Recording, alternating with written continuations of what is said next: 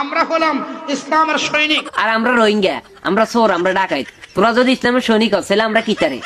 আমরা কি আঙ্গুর কস না? আমরা কি চোর না ডাকাইত? আমরা নবীর উম্মত, আমরা কায়েম করব।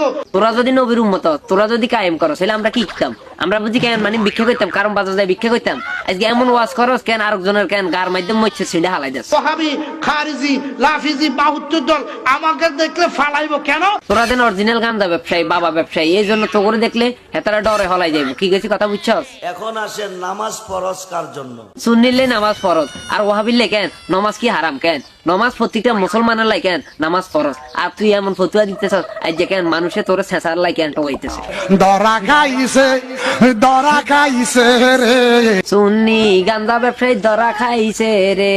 আমার কাছে ফতুয়া জানতে চাইেন না, কারণ আমি গান্দা ব্যবসা করি, এই জন্য আমি কোনো ফতুয়া দিতে পারি না বাবুরে। আমি যদি হারি গান্দা বাবার ব্যবসায়ীর কেন কোনো একটা লিঙ্ক ধরা দিতে পারি। আমার কথা কম ঠিক কিনা বলেন? কিয়ে ঠিক আর কিয়ে বেঠিক এটা খুলি কস না ভাই সাহেব। তো তুই এরকম ব্যাক কল কিনলি গিয়া? হ্যাঁ কইছে হয়তো এটা শোনা গেছে কি হিম্মি হিম্মি সাও এক হাগলের কেন সামসামি আর হাগলে করে। কি গেছি কথা বুঝতে? কুঙ্গারে ট্রিটমেন্ট দিতাম, ওগারে ট্রিটমেন্ট দিলে কেন আরুগা আউট হয়ে যায়, আরুগারে ট্রিটমেন্ট দিলে আরুগা আউট হয়ে যায়। কারণে আমরা প্রশংসা করতাম। 16 বছর ধরে আমি মাহফিলে আসি। আপনারা নাস্তা হানি কিছু দেন না, শুধু উপাইয়ে কেন স্টেজের মধ্যে উড়াই দেন। আজকে 16 বছর ধরে আপনাকে এনে ওয়াজ করি, নাস্তা নাই কিছু নাই। এই মাহফিলে 16 বছর আসার পরে যে আপনাদের সাথে সম্পর্ক হয়েছে বিষয়টা এরকম না। 16 বছর আগে তো নাই কেন গান্দা ব্যবসা শুরু করে দিছি। এই 16 বছর আগে তো আল্লাহ নামে আপনাগুলো গানলা পরিচয় হয়ে গেছে। কি গেছি কথা বুঝছেন? চাক টেনশন করিয়ে না, নো টেনশন নো ফুর্তি, কাইলে তো ধরে কেন গান্দা ব্যবসা ছাড়াই দিতেছি।